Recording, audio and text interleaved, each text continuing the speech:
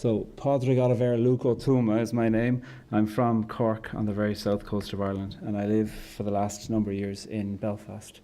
For about 10 years I've been involved with the Corrymeela Community, about which I'll tell you in a while. The Corrymeela Community celebrates 50 years this year as a peace and reconciliation witness to who we might try to be with each other in the context of a divided society like the north of Ireland or Northern Ireland, a lack of shared terminology about which we'll also explore.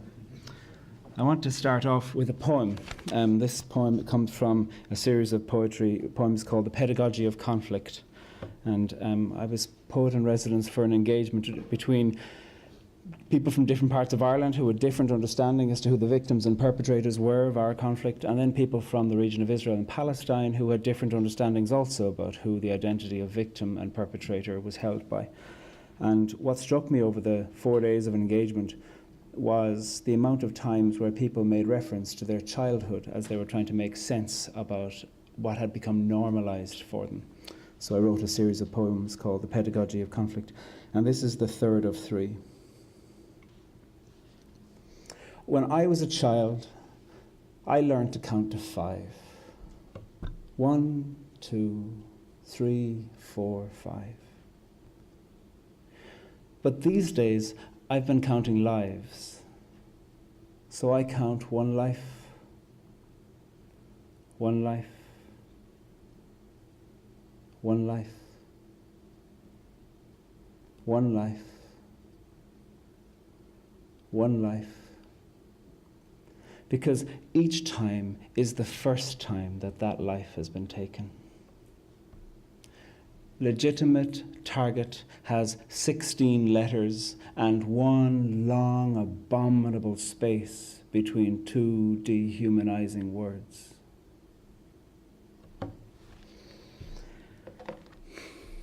I want to put something to you, which is that I don't believe that the ground we stand on is solid. I understand that we live in a world of solid things. Trees, books, computers, schools, history books, passports, immigration centres, houses of worship, prayer books, police stations, flags, and National Day celebration cards. And I understand that these structures work for you when they work for you. And within that context, there is a certain cartography of relationships that can make sense and which can be built on. But what happens when these things do not work for you? When schools are segregated, when history books aren't shared and relate and start at different beginning points, when houses of worship are targeted in sectarian attacks and also perhaps complicit in sectarian attacks, when prayer books are politicized and sometimes by those who've never read them, when police stations can be seen as places of shelter or places of shadow, and when flags say less about who you are and more about who you're not, and when national celebration days are burdened by the pain of the past that thinks that blame can only be held by one party and not both to a conflict. So when this happens, the ground upon which we stand is not solid, because there isn't a solid story, and where there isn't a solid story, a story of fact, whether that is or not fact, who decides, history, fiction, myth, when there's the absence of these things, there's an absence of that cartography upon which relationships can be built. Things that we consider to be solid, though, even here, national identity, historical fact, moral narrative, change anyway in a certain sense. They only provide a platform for safe engagements with each other. For instance, the quick reference earlier on that Brendan made to 4 nations in the United Kingdom. Really?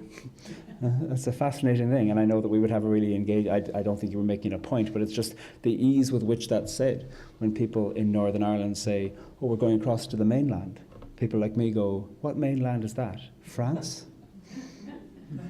Genuinely, where is the fact within that when you're dealing with the legacy of colonization? And this isn't disgruntled nationalism. This is a matter of life or death, as recently as 3 weeks ago. So when we live in this kind of place where there is no cartography, what do relationships mean? And how do we hold places of human encounter when there is no shared language, no shared land, no shared narrative, and also no shared hope? Conflict is relational. It forces some apart through death, annihilation, or silencing.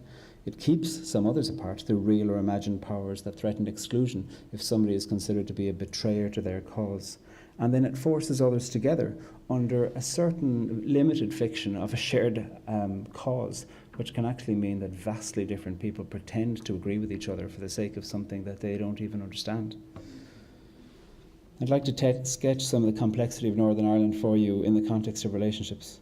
I understand that the relationship field that this conference is exploring, that there are 5 elements that I saw in Brendan's presentation: directness, continuity, multiplexity, parity, and commonality. I saw them also in the bit that I caught toward the end. Dynamic comes from a Greek word, dunamos, from which we get words in English like dynamic, and dynamite, so something living or something explosive. So dynamics can be very complicated. For us in Northern Ireland, or the north of Ireland, again, it depends what you want to call it as to how you understand what the problem is. For us in our place of conflict, there's been a long story of directness as the first element of relational theory being undermined by physical barriers, literal physical barriers. When people live near a 23-foot wall designed to keep one community separated from another because there's so much suspicion and practice of murder between 2 neighbourhoods, well then the capacity for directness of relationship is fairly utterly scuppered. The walls are high. When I moved to Belfast, they were 23 feet high, the one nearest to me. Now it's 46 feet high. There were 2 extensions up and barbed wire as well. Some of the more recent ones that have been put up, and there are more now than there was during the live troubles, some of the more recent ones that have been put up are fences through which you can see, but the ones that are longest standing are made of concrete, and you can't see through concrete, and you can't see the one you're in conflict with, and that's a serious problem. When it comes to the notion of continuity too, this is bruised among us in the north of Ireland because there isn't any continuity. In places of conflict all over the world, there are 2 or 3 or 4 or 50 stories about what the conflict is about. So to begin a historical study of continuity is always damaged and directed by the hermeneutic which seeks to establish a beginning point. The Troubles in Northern Ireland began in 1968. The Troubles began 700 years ago at the beginning of interaction between these 2 islands. Where do you begin? Before or after any of those things?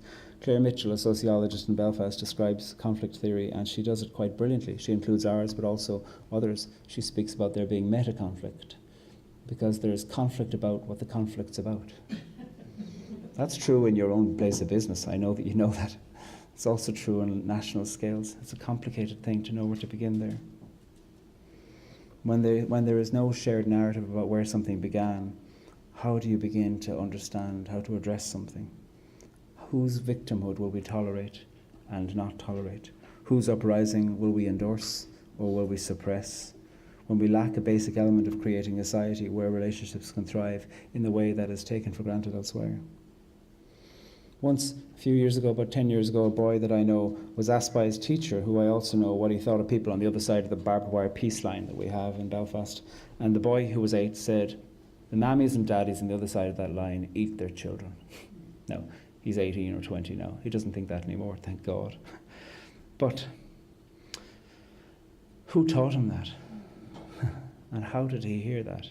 And what role does a concrete wall have in doing that? Around the same time, I was in a taxi and I asked the taxi driver what he thought of people on the other side of the wall, because we were going across to the other side of the wall. I needed to do a bit of charming convincing to him to take me across to the other side of the wall. And he goes, "People on the other side of the wall over there, they have hatred bred into them as pups." And the verb and the noun I want to highlight for you there is bred and pups. I mean, that's linguistic dehumanization, which is symptomatic of something much worse. The words we use are indicative of something much more damaging than the word itself. Parity is upset in a place of conflict like ours also, because everything is power. Story is power, history is power, police, justice, prosecution, criminal, terrorism, colonization, language, art, culture. They're all power. Everything is political, everything is power. And that which is given a national celebration day to the benefit of some will be perceived, whether for rightly or just for pure badness, as undermining of another. And when power is everywhere, and everywhere is filled with the fracture of division, we are surrounded by it on every level. Where did you go to school is a question of power in Northern Ireland. What's your name? It's a question of power in Northern Ireland. I can't say hello without people going, oh, right, Catholic then, clearly, because of my accent, and then especially if they hear my name. I can't speak my own first language, Irish, without that being perceived to be in the context of making a national statement about something. And if we think that these are old arguments, they're not. You only have to look at the news this week. News from our assemblies at Stormont in Northern Ireland, and news also from the appointment by Jeremy Corbyn of somebody to his shadow cabinet.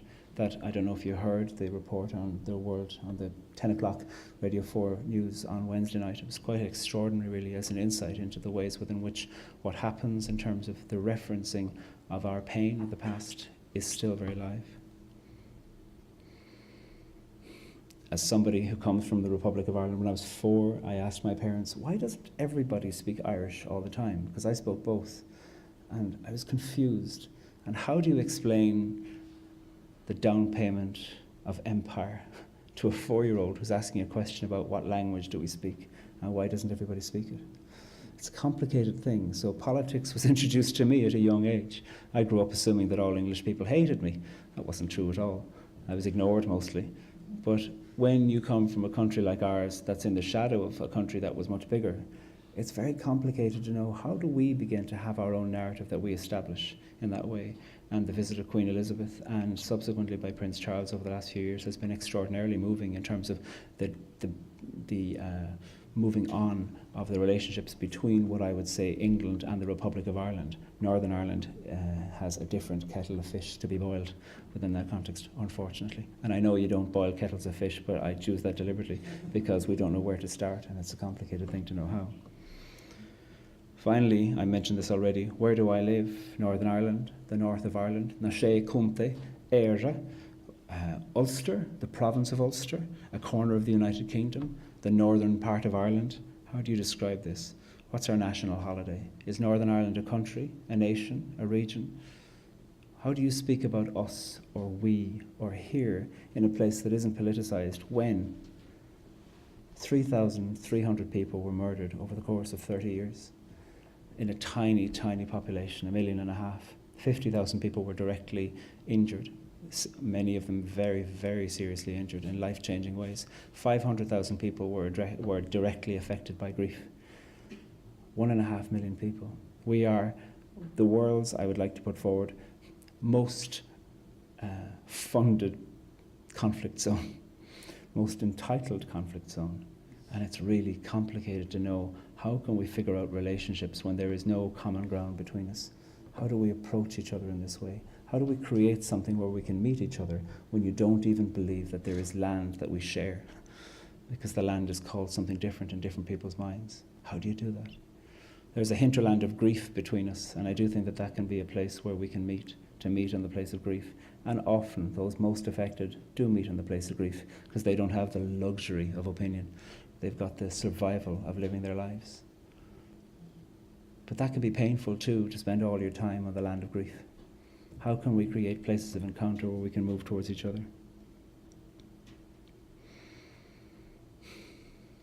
I wrote a poem, so Northern Ireland, the north of Ireland, is this thing you can tell what somebody's political perspective is. I deliberately go back and forth between both to irritate everybody. I wrote a poem which is also designed to irritate everybody called The Northern of Ireland. It is both a dignity and a difficulty to live between these names, perceiving politics in the syntax of the state. And at the end of the day, the reality is that whether we change or whether we stay the same, these questions will remain. Who are we to be with one another? And how are we to be with one another? And what to do with all those memories of all those funerals? And what about those present whose past was blasted far beyond their future?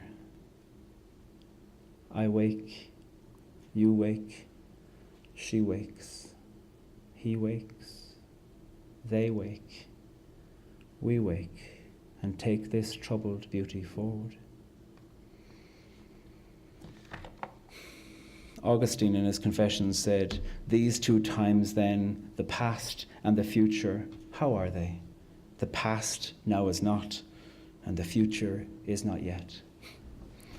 an extraordinary thing. He then goes on to also dispute the fact that the present can exist either. But anyway, we'll leave that part to the side because I'm not very good at philosophy. Good at poetry, bad at philosophy.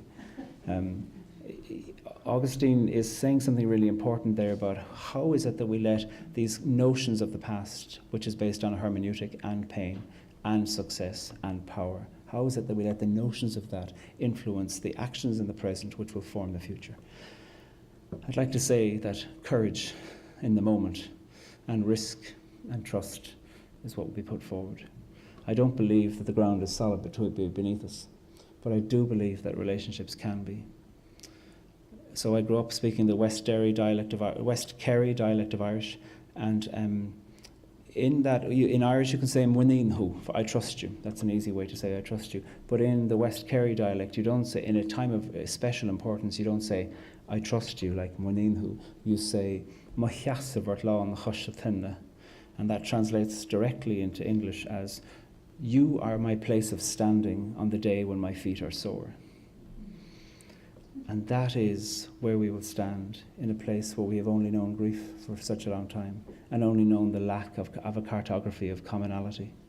That is the place where we will find directness, is in the utterly devastating need for us to find our peace by looking in the face of the enemy and knowing the story of the enemy and finding the generosity within us to be able to tell the story of the enemy in a way that they will say, "You've understood." You don't have to agree at all.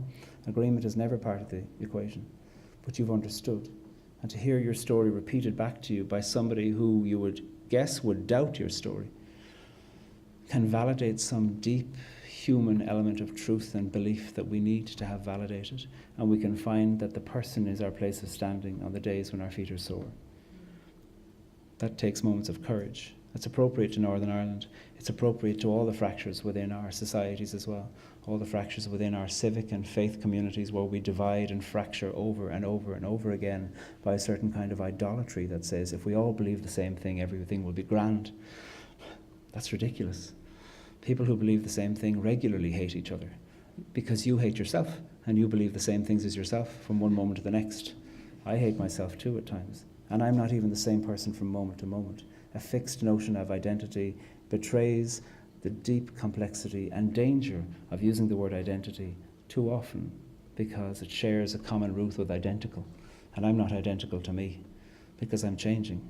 And otherwise I'm using some notion of myself that's dangerous. And when we live in a society that's addicted to fixed notions of identity like that, it can become very, very dangerous when we begin to solidify those in a way where relationships is based upon something fixed and final. We then begin to pretend that we believe something that we never did, just to prove that we're part of that group or that group. And we lose the capacity to look at each other.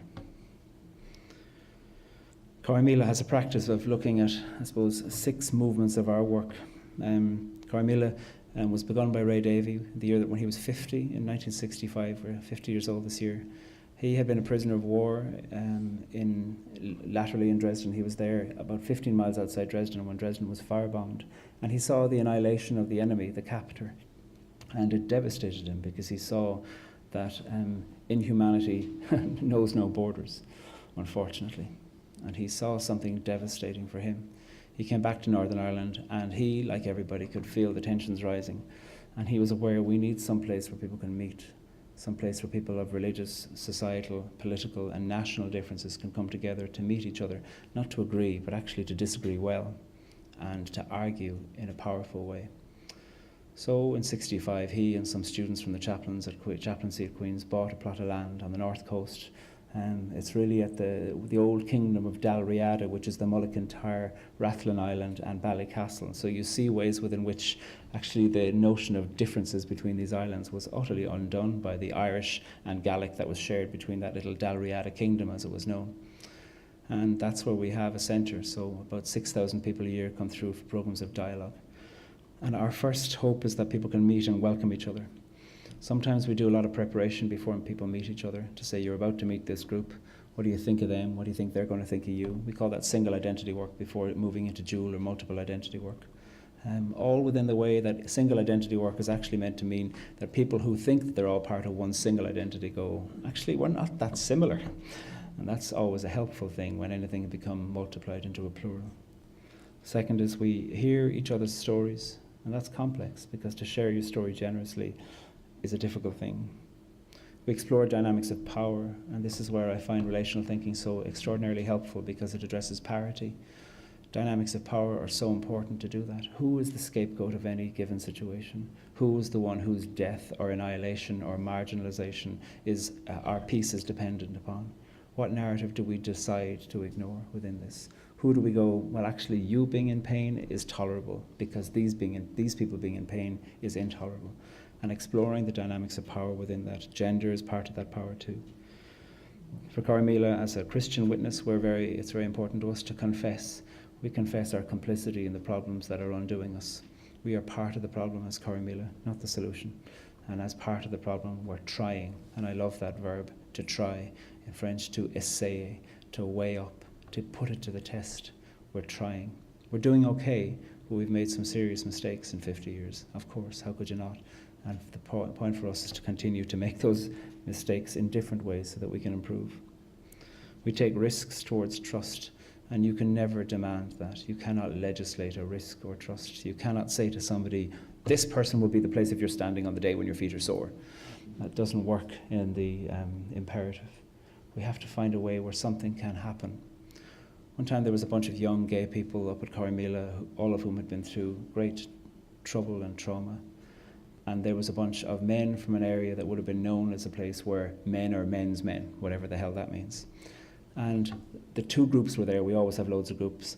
And there was one of the young fellas was walking by one of the men from the men's group. And the young fella looked at the older guy and said, "Isn't this place fabulous?" It was both an admission and a small dare. Can we find something? And the man looked at him. I saw this. And the man goes, "Yeah, yes it is, son." And there was an exchange of masculinities between them that began something really powerful because the young guy walked away and felt validated in his story.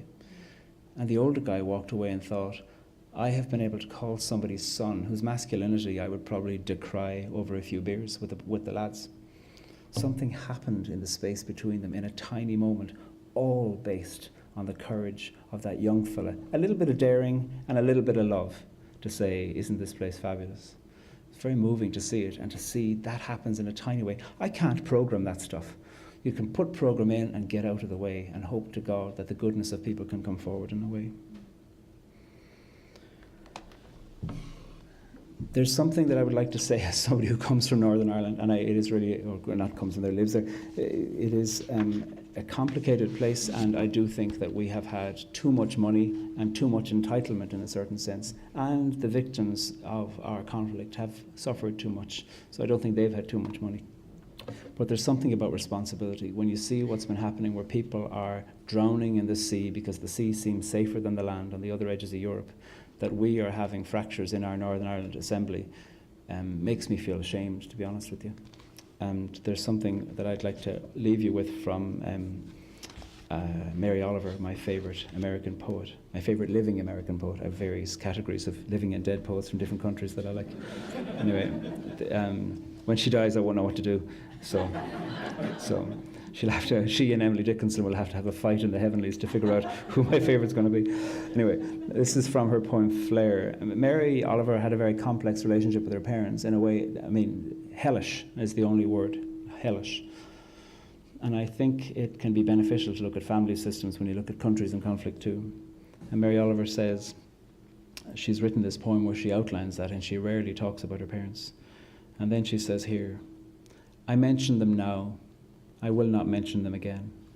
It is not lack of love, nor lack of sorrow, but the iron thing they carried I will not carry. I give them 1, 2, 3, 4, the kiss of courtesy, of sweet thanks, of anger, of good luck in the deep earth. May they sleep well, may they soften. But I will not give them the kiss of complicity. I will not give them responsibility for my life.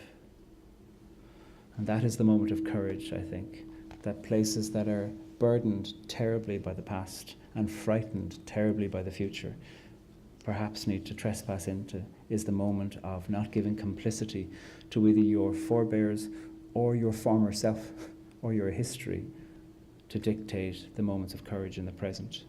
That where we can find ways to move towards each other in a way that can be transformative and surprising and unlikely alliances between people who would have said they never would have found trust with each other can occur and can be the ground upon which something new begins. Thank you.